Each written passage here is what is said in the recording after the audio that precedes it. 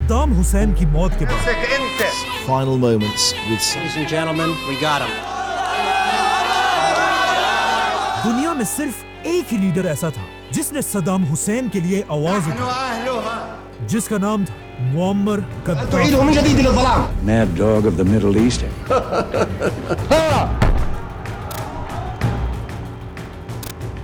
जिसने अरब बादशाहों के सामने खड़े होकर कहा कि अगर अब भी हमने अमेरिका को नहीं रोका तो अगली बारी हमारी होगी।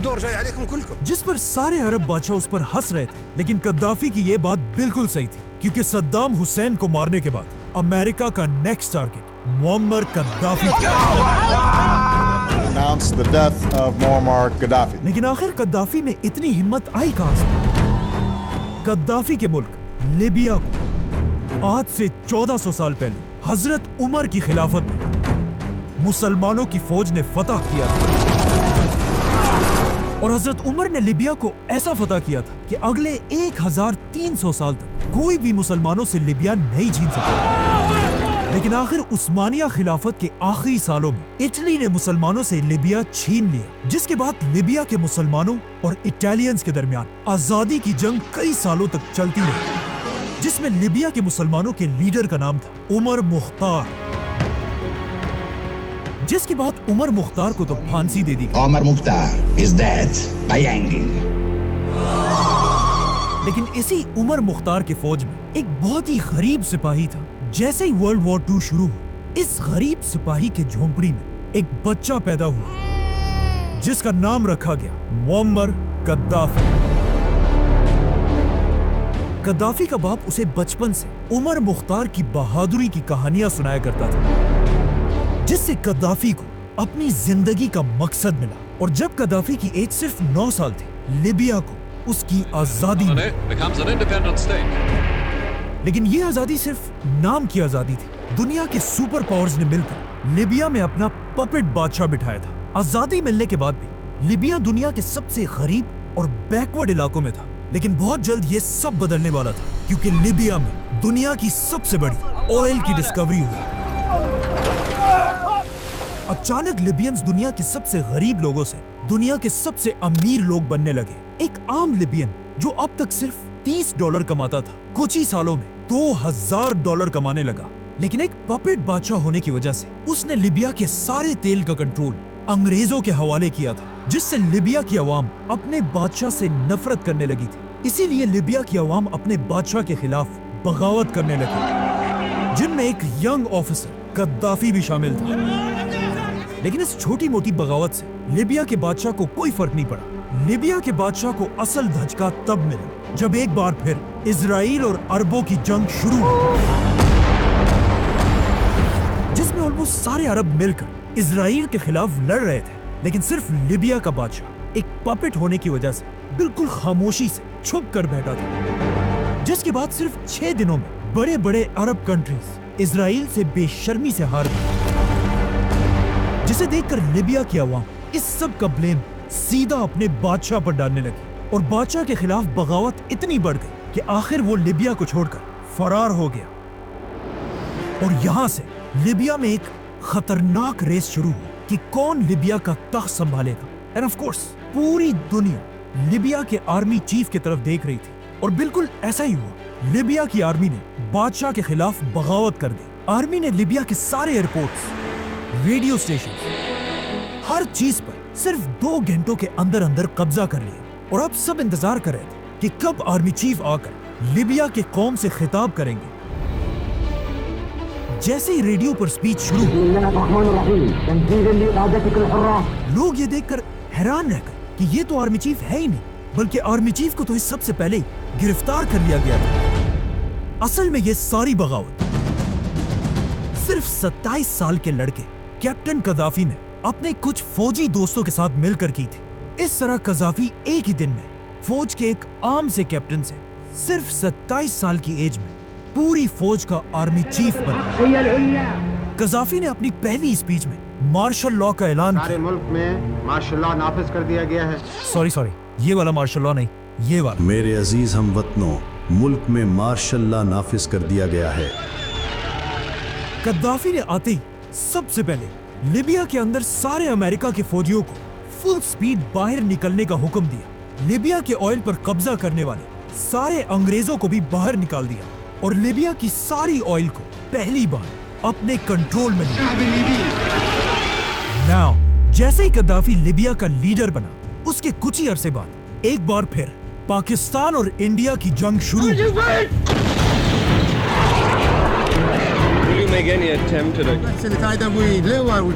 जिसमें गद्दाफी ने खुलेआम पाकिस्तान को सपोर्ट किया और इवन उस वक्त की Indian prime minister Indira Gandhi की तरफ एक लेटर लिखा कि इंडिया ने पाकिस्तान पर हमला करके एक बहुत बड़ी ज्यादती की है। जिसके बाद ऑफ कोर्स पाकिस्तान के जुल्फिकार अली भुट्टो और गद्दाफी एक दूसरे के क्लोज दोस्त बने और इवन गद्दाफी ने एक बार पाकिस्तान आकर OIC की कॉन्फ्रेंस में पहली बार ये ऐलान किया कि पाकिस्तान में एक न्यूक्लियर ताकत होनी चाहिए।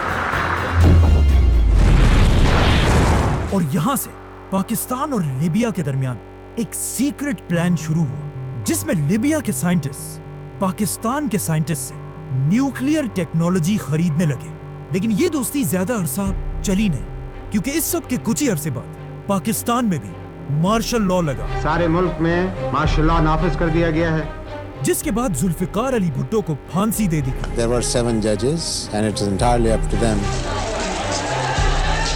और पाकिस्तान के नए लीडर जियाउल हक ने आते ही रहमान लिबिया के साथ सारे रिलेशंस तोड़ दिए और लिबिया के साथ सारी न्यूक्लियर डील्स बंद कर दी। यहाँ तक कि एक टाइम ऐसा भी आया कि गद्दाफी ने सारे पाकिस्तानियों को लिबिया से जबरदस्ती निकालने का हुक्म दिया। इस तरह जनरल जियाउल हक के आने के बाद गद्दाफी ने पाकिस्तान को छोड़कर इंडिया के साथ दोस्ती का हाथ मिलाया, जिसके बाद Indian prime minister Indira Gandhi पहली बार गद्दाफी से मिलने लिबिया भी गए। इंडिया ने गद्दाफी को बहुत इज्जत दी, क्योंकि उन्हें पता था कि अब गद्दाफी कोई आम इंसान नहीं बल्कि दुनिया के सबसे ताकतवर लीडर्स में से। क्योंकि जैसे ही गद्दाफी लिबिया का लीडर बना, दुनिया में पाकिस्तान इंडिया की जंग के बाद एक और जंग भी हुई, अरब इजराइल जंग, Egypt and Syria launching all-out war against Israel. जिसमें अरब कंट्रीज ने मिलकर अचानक इजराइल पर सरप्राइज हमला किया। लेकिन एक बार फिर सारी अरब कंट्रीज बुरी तरह हार गई, जिसके बाद गद्दाफी ने अरब लीडर से क्लियरली कहा कि इजराइल को हराना इम्पॉसिबल है जब तक उसके साथ अमेरिका की ताकत हो, और जब तक हम अमेरिका को सबक नहीं सिखाएंगे हम इजराइल को हरा नहीं सकते। और गद्दाफी को पता था अमेरिका की सबसे बड़ी कमजोरी एक ही है, ऑयल। तो गद्दाफी ने सऊदी बादशाह शाह फैसल के साथ मिलकर अमेरिका को तेल बेचने पर पाबंदी लगा, जिससे ऑफ कोर्स पूरी दुनिया में ऑयल की प्राइसेस आसमान तक चली गई। गद्दाफी ने इस नए पैसे को यूज करके लिबिया को एक रिच और मॉडर्न कंट्री बनाना शुरू किया। हर वो लिबियन जिसके पास अपना कोई घर नहीं था, उसे फ्री में अपना नया घर दिया गया। और अगर कोई लिबियन अपने लिए गाड़ी लेना चाहता था तो उस गाड़ी के आधे पैसे गद्दाफी की हुकूमत देती थी।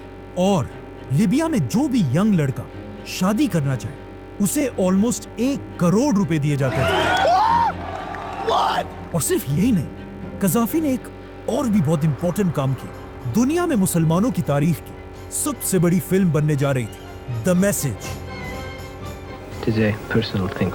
जो रसूलुल्लाह सल्लल्लाहु अलैहि वसल्लम की जिंदगी पर बनाई जाने वाली सबसे बड़ी फिल्म थी।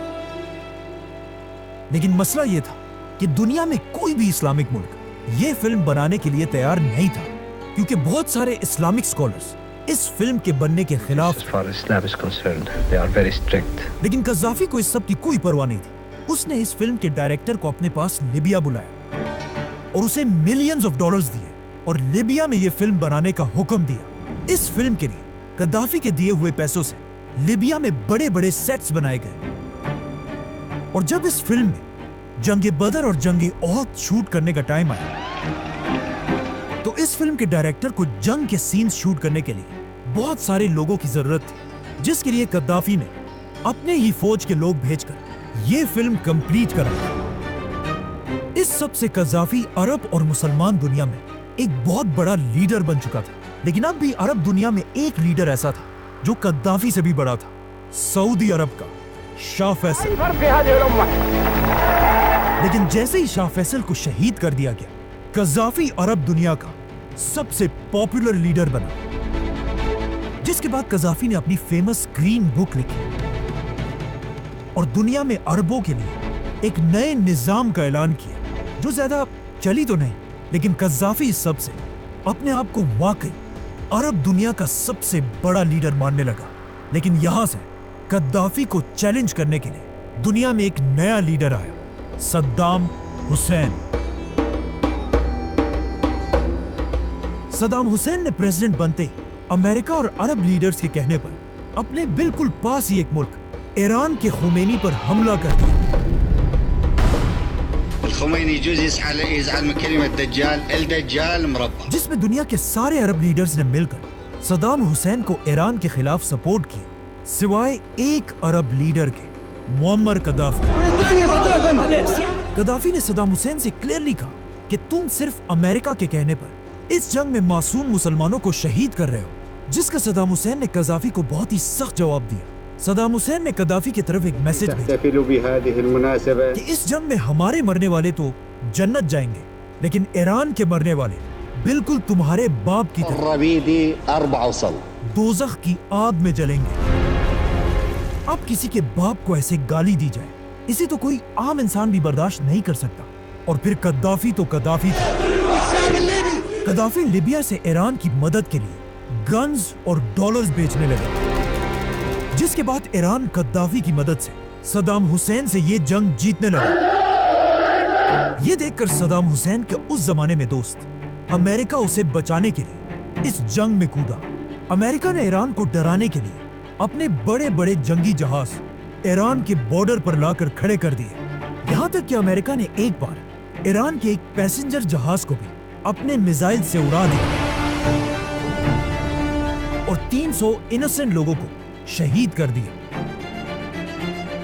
لیکن عجیب بات یہ ہے، جیسے ہی امریکہ نے ایران کا جہاز تباہ کیا، اس کے کچھ ہی عرصے بعد اسی جہاز کا بدلہ لینے کے لیے امریکہ کا بھی ایک پیسنجر پلین اڑا دیا گیا۔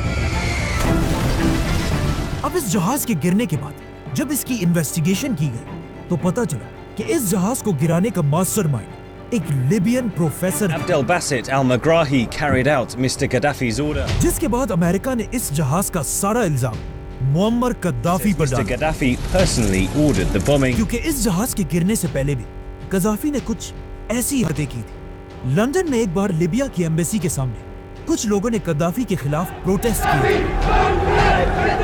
جسے دیکھ کر ایمبیسی کے اندر سے قذافی کے لوگوں نے لندن میں لوگوں پر فائرنگ کرنا شروع کیا، جس میں ایک برٹش پولیس آفیسر بھی ماری گئی۔ PC Yvonne Fletcher went down, dying.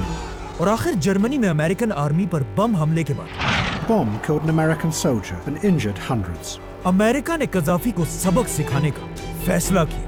اچانک American president Ronald Reagan T V پر آئے اور پوری دنیا کے سامنے قذافی کو ایک پاگل کتا کہا، Mad dog of the Middle East اور اسی کے ساتھ قذافی کو مارنے کے لیے امریکہ کے فائٹر جیٹس روانہ کیے۔ ان جہازوں نے فل سپیڈ جا کر قذافی کے پیلس اور محلوں کو میزائل سے اڑا دیا۔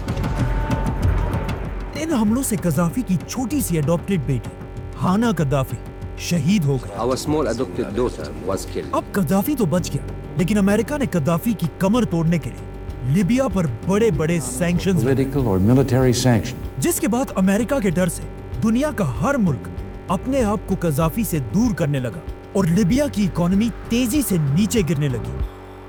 اب قذافی کے ان مشکل حالات میں دنیا میں صرف ایک لیڈر نے قذافی کو سپورٹ کی، جس کا نام تھا نیلسن مینڈیلا۔ نیلسن مینڈیلا نے اپنی سپیچ میں کلیئرلی کہا کہ جب ہمارے اوپر برا وقت تھا، پوری دنیا میں صرف قذافی نے ہمیں سپورٹ کی۔ Colonel Gaddafi support our struggle to the hilt. تو اب اس مشکل ٹائم میں ہم اپنے بھائی قذافی کا ساتھ کبھی نہیں چھوڑیں گے۔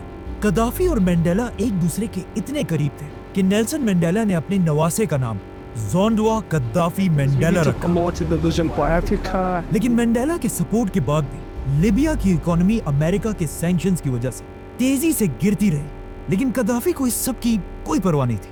قذافی کو امریکہ کے سینکشن سے زیادہ ایک اور چیز کی ٹینشن تھی۔ معمر قذافی आहिस्ता आहिस्ता बूढ़ा हो रहा था और उसके बुढ़ापे का असर उसके चेहरे पर साफ साफ दिख रहा था।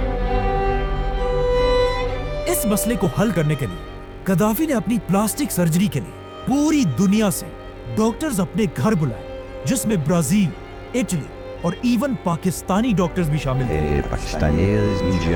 इन डॉक्टर्स ने मिलकर सीक्रेटली गद्दाफी के घर के अंदर ही उसके चेहरे की प्लास्टिक सर्जरी की। लेकिन ये एक बहुत बड़ा ब्लंडर था। गद्दाफी के साथ बिल्कुल वही हुआ जो माइकल जैक्सन के साथ हुआ था। गद्दाफी का चेहरा जवान होने के बजाय और भी ज्यादा बिगड़ गया। देखा आपने लापरवाही का नतीजा है।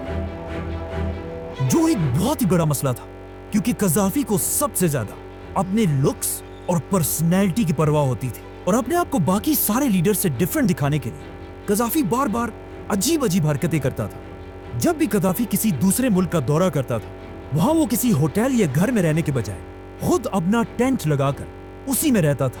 गद्दाफी दुनिया के हर लीडर के साथ इसी टेंट में बैठकर मीटिंग्स करता था। यहाँ तक कि एक दिन गद्दाफी ने अमेरिका में डोनाल्ड ट्रंप की जमीन पर अपना टेंट लगाया, जहाँ से ट्रंप और अमेरिका के लोगों ने मिलकर बहुत ही बेइज्जती से गद्दाफी को वहाँ से निकाल दिया। इससे भी अजीब बात ये थी, गद्दाफी ने अपनी हिफाजत के लिए 400 फीमेल बॉडीगार्ड्स की एक फौज बनाई थी, जिन्हें उनकी ताकत से ज्यादा उनकी खूबसूरती देकर सेलेक्ट किया जाता था। जो भी लड़की गद्दाफी की इस फौज को ज्वाइन करे, उसे पूरी जिंदगी शादी करने की इजाजत नहीं होती थी। ये लड़कियां गद्दाफी को डिफेंड करने के लिए हर वक्त उसके पास खड़ी रहती थी और गद्दाफी का कहना यह था कि मैं इन फीमेल बॉडीगार्ड से दुनिया को अरब औरतों की आजादी दिखाना चाहता हूँ। ये लड़कियां गद्दाफी के साथ इतनी लॉयल थी कि एक ने तो गद्दाफी को बचाने के लिए अपनी जान भी कुर्बान की। और ये सब तो कुछ भी नहीं, इसके बाद गद्दाफी ने अपनी जिंदगी की सबसे चीप हरकत की। एक दिन गद्दाफी अपने गार्ड्स के साथ इटली का दौरा करने गए और इटली पहुंचते ही गद्दाफी ने ऐलान किया कि मैं इटली की आवाम को अपने रिलीजन इस्लाम की दावत देना चाहता हूँ। जिस पर इटालियंस ने कहा, ठीक है, हम आपके लिए लोगों को जमा कर देते हैं। लेकिन गद्दाफी ने कहा, नहीं, मैं हर ऐरे गैरे को दावत नहीं देना चाहता। मैं सिर्फ 18 साल से 35 साल की लड़कियों को इस्लाम की दावत देना चाहता हूँ, जिनका कद लंबा हो और रंग बिल्कुल गोरा। गद्दाफी के ऑर्डर्स के मुताबिक उसके ऑफिसर्स इन लड़कियों को पार्टी की लालच देकर जमा करने लगे और उन्हें बताया गया कि फुल तैयार होकर आना, क्योंकि एक बहुत बड़ी पार्टी होगी। जो लड़कियां गद्दाफी के रिक्वायरमेंट्स पर पूरा नहीं उतरती थी, उन्हें होटल के गेट से ही वापस कर दिया जाता था। इस तरह गद्दाफी ने 200 इटालियन लड़कियों को इस्लाम की दावत दी। गद्दाफी की इस हरकत के बाद पूरे यूरोप में लोग सिर्फ गद्दाफी का ही नहीं बल्कि इस्लाम का भी मजाक उड़ाने लगे और मुसलमान लीडर्स पर लोग दुनिया में हंसने लगे। गद्दाफी की इन्हीं चीप और बेशर्म हरकतों को देखकर अमेरिका में गद्दाफी की लाइफ पर एक बहुत ही फेमस फिल्म बनाई गई, the dictator. America.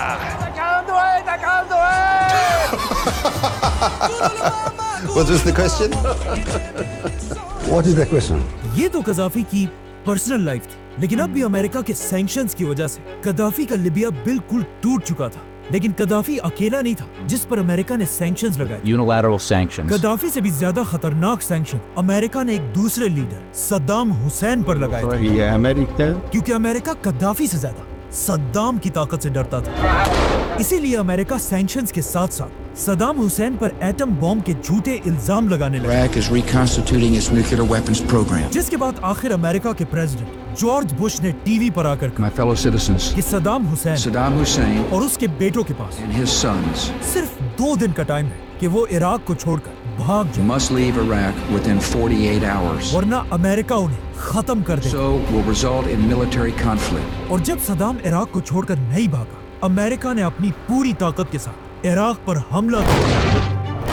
Military operations to disarm Iraq. इस हमले में अमेरिका ने सद्दाम के बेटों, पोतों और पूरे खानदान को मार डाला और काफी अरसे तक ढूंढने के बाद उन्होंने आखिर सद्दाम हुसैन को भी गिरफ्तार कर लिया। जैसे ही अमेरिका ने सद्दाम हुसैन को गिरफ्तार किया, Saddam Hussein and his criminal regime will not return. पूरी दुनिया ने अमेरिका के डर से सद्दाम का साथ छोड़ दिया।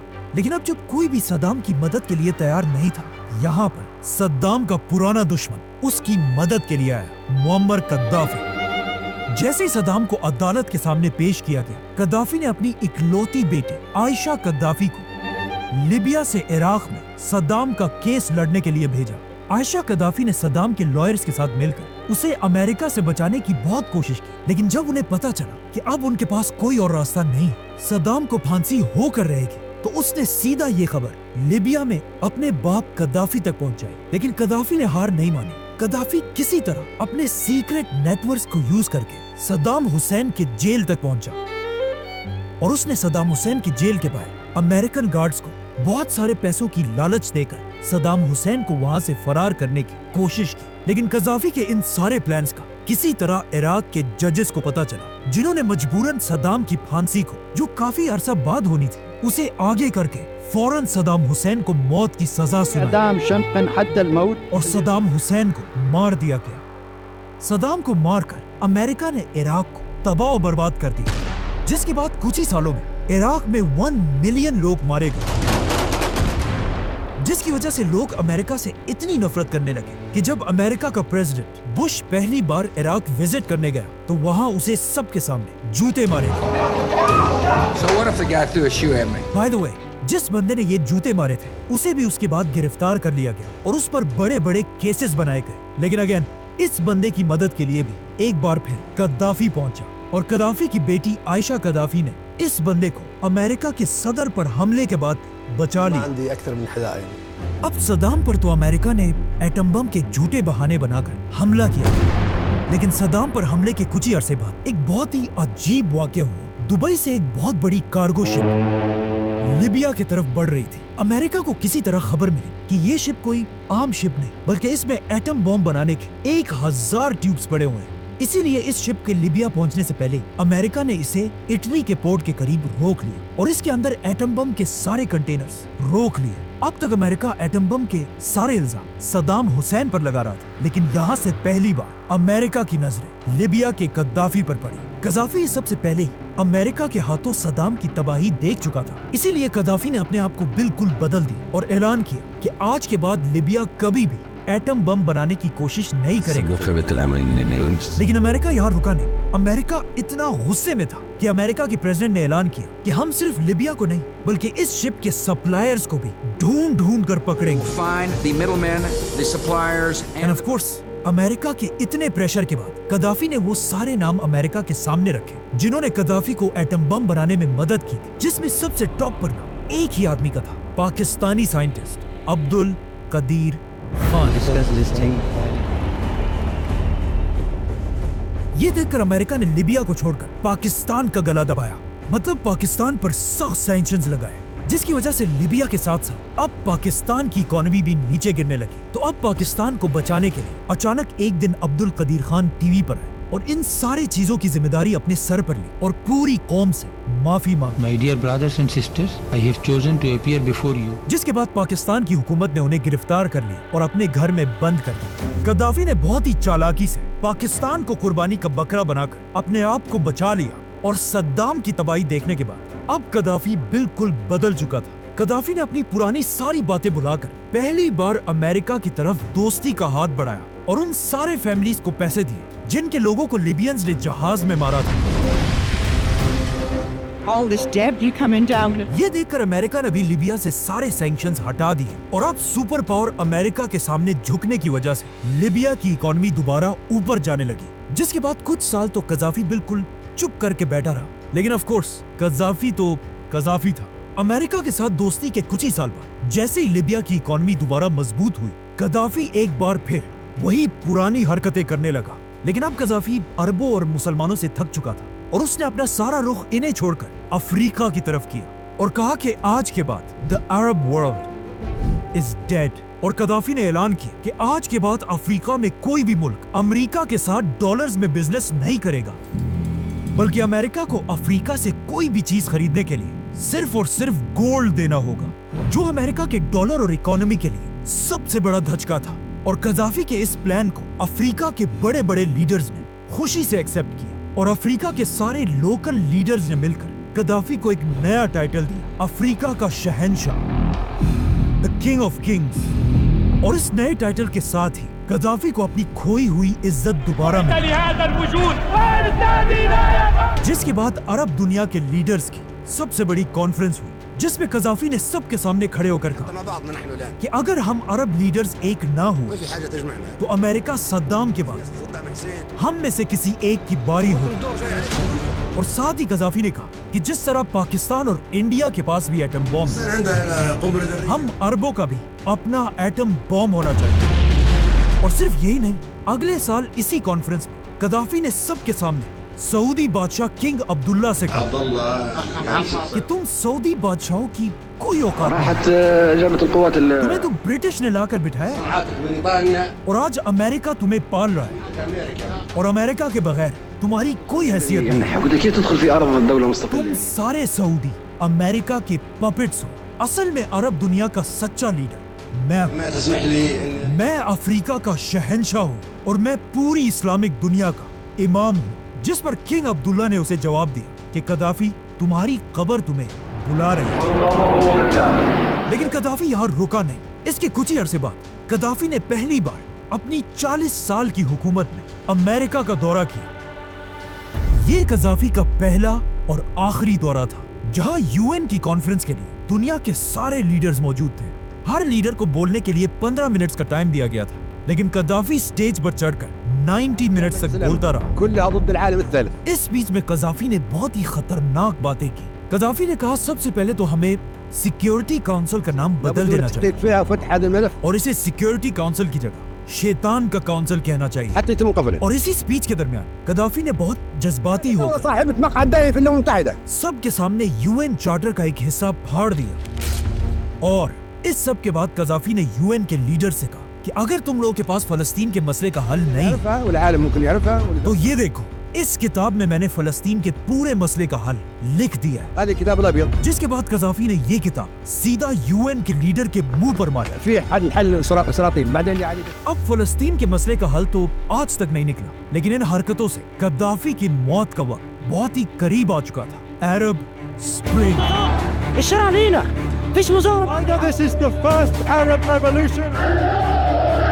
لیبیا کے پاس یہ ایک ملک ٹیونیزیا میں ایک شخص نے اپنی غربت سے تنگ آ کر اپنے آپ کو گورنمنٹ بلڈنگ کے سامنے آگ لگا دی. یہ ویڈیو فیس بک کی وجہ سے تیزی سے پورے ملک میں پھیل گئی، جس سے ٹیونیزیا میں پریزیڈنٹ کے خلاف ہر جگہ پروٹیسٹ شروع ہوئے اور کچھ ہی عرصے میں انہوں نے اپنے پریزیڈنٹ کو اس کے تخت سے ہٹا دیا.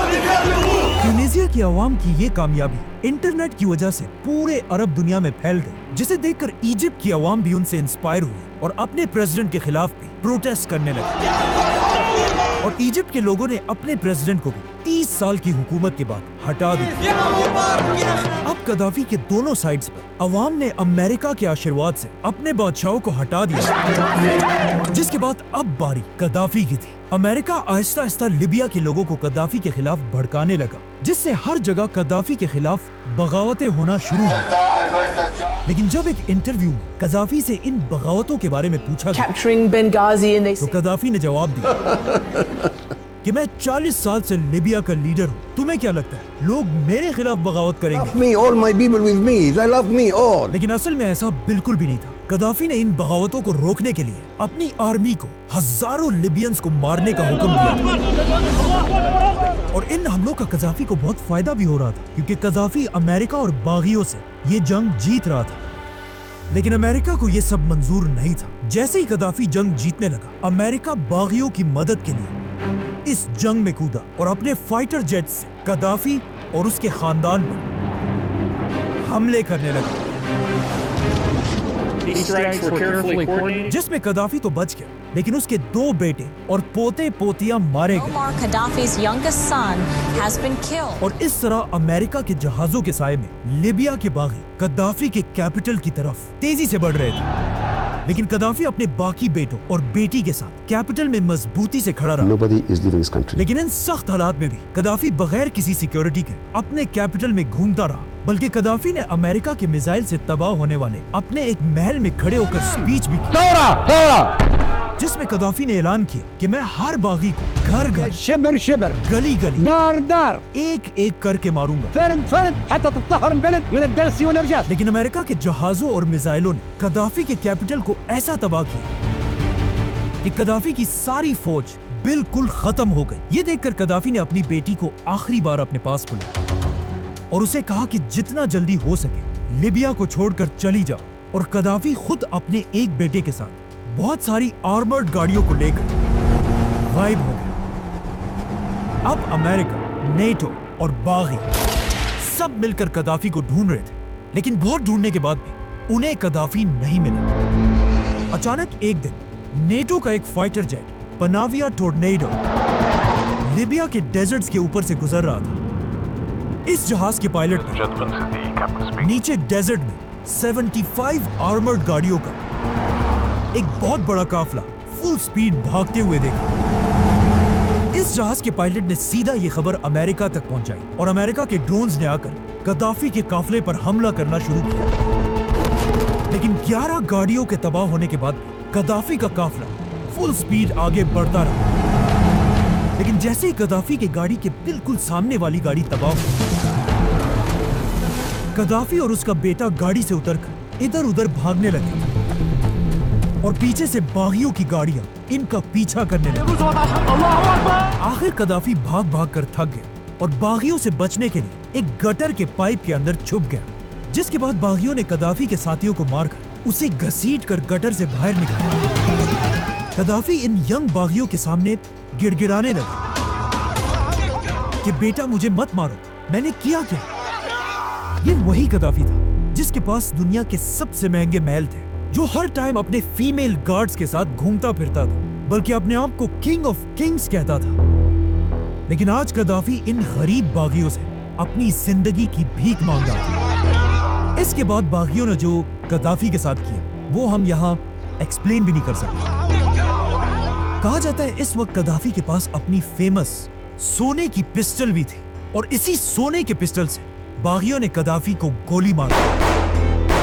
कदाफी की मौत की खबर सबसे पहले अमेरिका पहुंची, जिसके बाद ओबामा ने दुनिया के सामने कदाफी की मौत का ऐलान किया। लेकिन इससे कई साल बाद जब ओबामा से पूछा गया कि आपकी जिंदगी की सबसे बड़ी गलती क्या थी, जिस पर ओबामा ने जवाब दिया कि लिबिया को तबाह करना मेरी सबसे बड़ी गलती थी, क्योंकि कदाफी को मारने के बाद बागियों ने कदाफी और उसके बेटे के जिस्म को लिबिया के बाजार के दरमियान एक बहुत बड़े फ्रिज में रखा ताकि पूरी दुनिया कदाफी की लाश को देख सके।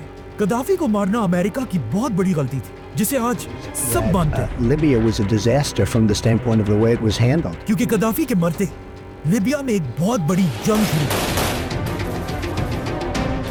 जिसमें 10 लाख लिबियंस मारे गए।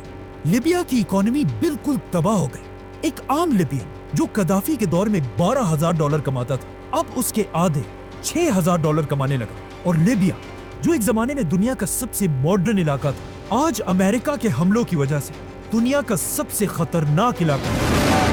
इस तरह कदाफी की बात बिल्कुल सही साबित हुई, क्योंकि अमेरिका ने सद्दाम के बाद बिल्कुल उसी तरह कद्दाफी को भी मार दिया। We came, we saw, he died.